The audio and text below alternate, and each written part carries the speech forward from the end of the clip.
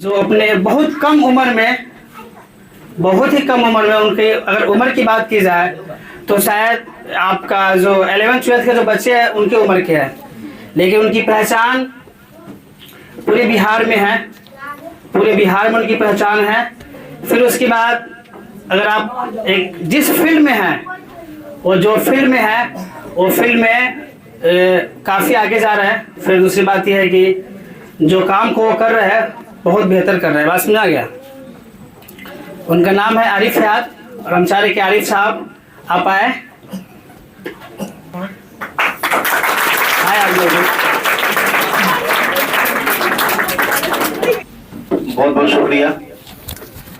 सबसे पहले हम सबों के बीच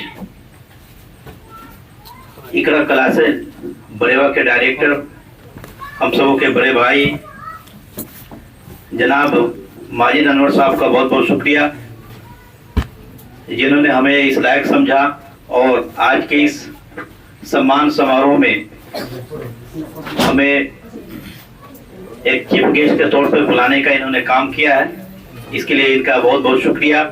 हम सबों के बीच आज के इस प्रोग्राम में मौजूद फातिमा चैरिटेबल फाउंडेशन के अध्यक्ष जनाब जमाल हैदर साहब, हम सबों के बीच फातिमा चैरिटेबल फाउंडेशन के उपाध्यक्ष, बहुत ही कम उम्र में शिक्षा के क्षेत्र में काफी बेहतर काम करने वाले, क्या नाम है सर, शाहिद आलम सर, हम सबों के बीच हम सबों के बड़े भाई समान फातिमा चैरिटेबल फाउंडेशन के सदस्य दानिश जफर साहब, हम सबों के बीच इकरा क्लासेस के सीनियर टीचर जो बरेवा जैसे इस छोटे से बस्ती में शिक्षा के क्षेत्र में एक क्रांति लाने का इन्होंने काम किया है, रमेश सर। आज जैसा कि ये प्रोग्राम है, हम सबों को समझना होगा कि आखिर हमें अपने लाइफ में करना क्या है। अभी आप लोगों का जो उम्र है 9th और 10th में आप लोग हैं, ये कोई बड़ा इशू नहीं है कि किन बच्चों का कितना नंबर आया। एक इंसान को कभी भी अपने जीवन में ये नहीं समझना चाहिए कि हम इस क्लास में फेल हो गए, मैथ में मेरा नंबर काफी कम आ गया, साइंस में मेरा नंबर काफी कम है, उर्दू में मेरा नंबर काफी कम है। अगर हम किसी प्रोग्राम में जाएंगे तो हमारे सर क्या कहेंगे, गांव के लोग क्या कहेंगे कि हम कोचिंग में फेल हो गए, हमारा नंबर काफी कम आया।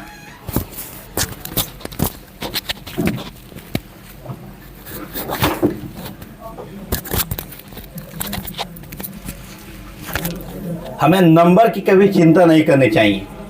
अभी जो हम सबों का जो उम्र है, जो आपका जो उम्र है, ये एक टर्निंग पॉइंट है, यहाँ एक सीखने की उम्र है। हम सबों के बीच जनाब माजिद अनवर साहब, जिन्होंने हमारे गांव में, हम भी इसी गांव के निवासी हैं, आप सब हमको जानते भी होंगे, बरेवा जैसे गांव में जहां संसाधन की कमी थी, यहाँ के बच्चे कम उम्र में हम लोग बदनाम हैं।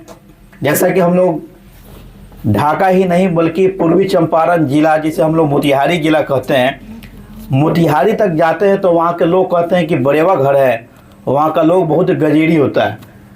जिस टाइम अगर जाएंगे तो वहाँ आपको गांजा पीने वाला 10 गो लड़का मिल जाएगा। काफ़ी कम उम्र के यहाँ के बच्चे गांजा पीने के बिल्कुल नशेड़ी हो गए थे।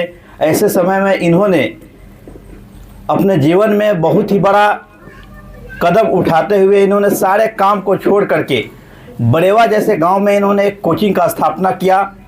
उस समय कई सारे लोग यह कहते थे कि गांव में कोचिंग खोलने की क्या ज़रूरत है, जब इनको कोचिंग खोलना है, इतना बड़ा संसाधन है, तो इनको ढाका में खोलना चाहिए, इनको मोतिहारी में कोचिंग खोलना चाहिए। गांव में कोचिंग खोलने से क्या होगा, कौन बच्चा गांव में पढ़ने आएगा। अगर आज ये कोचिंग नहीं खोलते, हमारे सामने जो सैकड़ों बच्चे बैठे हुए हैं, आज कितने बच्चे डर से नहीं आए कि मेरा नंबर कम होगा, उनके पास मेरा यह मैसेज जरूर पहुंचाइए कि इंसान के जीवन में नंबर जरूरी नहीं है, आपके अंदर मेरिट क्या है, आपके अंदर क्वालिटी क्या है, आपके अंदर नॉलेज क्या है, ये सबसे ज़रूरी है। तो माजिद सर ने जो कदम उठाने का काम किया। शुरुआती दौर में कई लोग इनको कहते थे कि गांव में कोचिंग क्यों खोले हैं। अगर आज ये कोचिंग नहीं होता तो जो आज हमारे गांव के जो हज़ारों बच्चों यहाँ पे जो पढ़ रहे हैं, जो शिक्षा ग्रहण कर रहे हैं, तालीम यहाँ पे ले रहे हैं बिल्कुल कम खर्च में, बिल्कुल कम पैसा में, क्या आप लोग ढाका जाने में काफ़ी आप लोगों को असुविधा होती। इतना छोटे छोटे बच्चे अगर ढाका जाते तो ढाका आने जाने में 2 घंटा का समय लगता। हो सकता था कि इतना आपको संसाधन नहीं मिलता। हमारे सर बैठे हुए हैं और हम सबों के बड़े भाई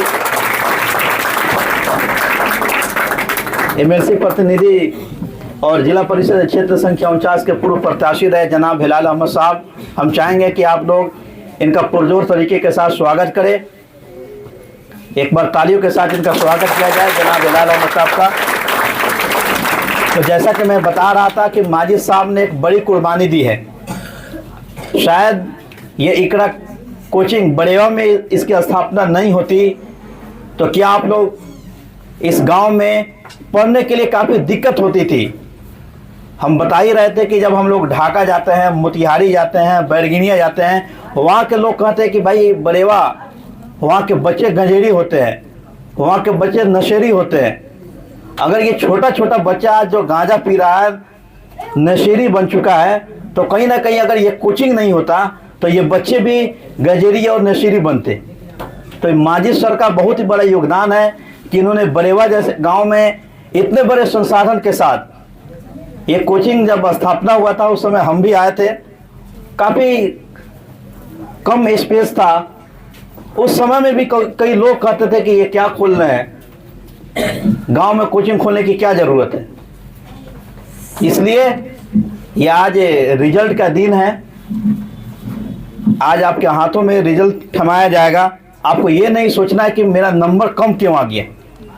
नंबर कम आया, आपको सोचना है ये कि आखिर अगले एग्ज़ाम में हम कितने अच्छे से लिखे कि वहाँ हमारा नंबर ज़्यादा आए। और जिन बच्चों को आज अवार्ड दिया जाएगा, सम्मानित किया जाएगा, उनसे आपको सीख लेना है। ये नहीं कि डर के भाग जाना है और हम कल से पढ़ाएंगे ही नहीं, पढ़ेंगे ही नहीं और सीखेंगे ही नहीं।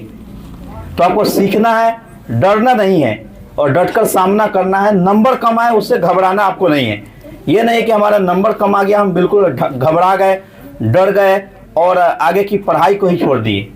आपको घबराना नहीं है और आपकी उम्र में जो लक्ष्य है उसको पूरा कीजिए। और यहीं से जो हमारे गांव के जो बच्चे हैं, इसमें कुछ बच्चे ऐसे हैं, कुछ लड़कियां ऐसी हैं जो कोई डॉक्टर बनेगी, कोई इंजीनियर बनेगी, अभी कोई चंदनवाड़ा जामिया में इब्न तैमिया से तैमी बनेगी। ये एक समय है और काफ़ी दुख की बात है कि हम लोग जिस कौम को मानने वाले हैं, जिस धर्म को मानने वाले हैं, जिस धर्म के अंदर बताया गया है, जिस धर्म की शुरुआत ही हुई है, हमारे नबी साहब को सबसे पहले जो लफ्ज़ इक़रा से शुरुआत हुई, इक़रा बिस्मि रब्बिकल्लज़ी खलक़। लेकिन अफसोस की बात है कि इस कौम को सबसे पहले तालीम के बारे में बताई गई, जिस कौम को सबसे पहले एजुकेशन के बारे में बताई गई, जिस धर्म को सबसे पहले शिक्षा के बारे में बताया गया, आज वही कौम, आज वही धर्म सबसे पीछे है। एजुकेशन के मामले में, तालीम के मामले में सबसे पीछे हैं। आज इसके जिम्मेदार कौन हैं? इसके जिम्मेदार हम और आप हैं। हमें सोचना होगा आखिर एक इंसान के जीवन में तालीम की कितनी अहमियत है, शिक्षा के कितना महत्व है। हमें शिक्षा के महत्व का समझना होगा। आप याद कीजिए, जो लोग बिल्कुल अनपढ़ व्यक्ति हैं, जिसे हम लोग उर्दू में जाहिल बोलते हैं, अगर जो लोग पढ़े लिखे नहीं हैं, अगर वो आज के टेक्निकल दौर में अगर वो बैंक में जाते हैं, उन्हें एक चेक पे दस्तखत करना नहीं आता है, उन्हें चेक भरने नहीं आता है, 5 घंटा उनको बैंक में लाइन लगना पड़ता है।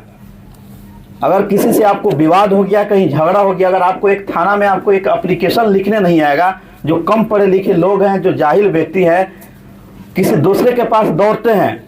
आज भी हम लोग बैंक में जाते हैं, ब्लॉक में जाते हैं, थाना में जाते हैं, तो जो पुराने ख्याल के लोग हैं, जो कम पढ़े लिखे लिखे लोग हैं तो कहते हैं बउआ को दस्तखत कर दो, बउआ को अप्लीकेशन लिख दो, थाना में देवे के बाद, दरोगा जी के देवे के बाद। तो ये क्या है, जब पहले के दौर में इतना कोचिंग नहीं था, संसाधन नहीं था, तो लोग नहीं पढ़ सके, लोगों के पास पैसा का कमी था। लेकिन आज उस तरह का दौर नहीं है, हर गांव में कोचिंग खुला है। अब इससे बड़ा आप लोग को क्या सुविधा मिलेगा? इतना जितना सुविधा माजी सर दे रहे हैं, शायद गांव में किसी कोचिंग में इतना सुविधा मिलेगा। तो आज हम ज़्यादा समय नहीं लेंगे, हम सबों के बीच हम सबों के मार्गदर्शक बड़े भाई एमएलसी प्रतिनिधि हेलाल साहब मौजूद है। काफ़ी कीमती समय निकालकर हम लोगों के बीच पहुंचे हैं। बीच बीच में हम अपनी बात को रखेंगे और प्रोग्राम का हम शुरुआत करते हैं। कुछ लोग जो हमारे गेस्ट आए हैं अपनी बात को भी रखेंगे। एक हम ऐलान कर देते हैं कि जो बच्चे इस वर्ष अगर मैट्रिक में हैं, अगर चाहते हैं कि मैट्रिक के बाद ही हम कोई डिप्लोमा का कोर्स करें, गरीब परिवार से हैं, उनके माता पिता यानी उनके माँ बाप पढ़ाने में सक्षम नहीं है, उनके पास पैसा नहीं है, और चाहते हैं कि हम डॉक्टर बने, इंजीनियर बने, कोई डिप्लोमा कोर्स करें, तो फातिमा चैरिटेबल फाउंडेशन के अध्यक्ष जमाल भाई हैं। आप उनसे नहीं मिल सकते हैं तो आप हमसे मिलिए, हमारे घर बगल में ही, मस्जिद के बगल में आइए, हमसे मिलिए। और आप जो कोर्स करना चाहते हैं, आपके बाप माँ को सिर्फ रहने और खाने के लिए पैसा देना होगा। आपके कोर्स में अगर 5 लाख रुपया लगे, 10 लाख रुपया लगे, वो पूरा जमाल भाई का काम है, कहाँ से देंगे नहीं देंगे, लेकिन आपको पढ़ना है। हम लोग सोच रहे हैं कि अपने इलाका में बहुत सारे बच्चों के अंदर टैलेंट की कमी नहीं है, बहुत सारे बच्चे पढ़ने में काफ़ी तेज है, लेकिन उनके पास पैसा नहीं है कि पढ़ सके। लेकिन हम लोग एक बहुत बड़ा ऑफर आप लोग को दे रहे हैं। इस वर्ष इस कोचिंग के बहुत सारे बच्चे मैट्रिक का एग्ज़ाम देंगे, बहुत सारे बच्चे इंटर का एग्ज़ाम देंगे, और मैट्रिक और इंटर करने के बाद हम लोग छोड़ देते हैं, खास करके मुस्लिम समाज के लोग। अब ये कोई बहाना नहीं है, अगर आप चाहते हैं कि कोई करना आपके अंदर टैलेंट है तो आप लोग पढ़िए। और इन्हीं सब बातों के साथ हम अपनी बात को ख़त्म करते हैं।